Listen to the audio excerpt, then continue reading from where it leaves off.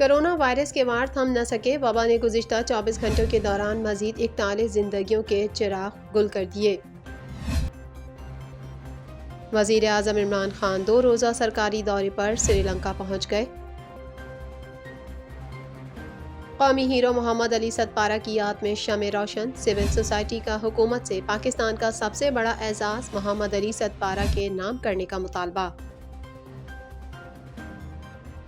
Election tribunal نے پرویز رشید کی appeal مسترد کر کے سینیٹ انتخابات کے لیے نااہل قرار دے دیا۔ 9 جنوری کی شب پورا ملک اندھیرے میں ڈوبنے کی وجوہات سامنے آ گئیں۔ براڈ شیٹ کو لینے کے دینے پڑ گئے، برطانوی فرم نے شریف فیملی کو 20,000 پاؤنڈ ادا کر دیے۔ PSL 6 میں 2 عالمی کھلاڑیوں کا سفر ختم ہو گیا۔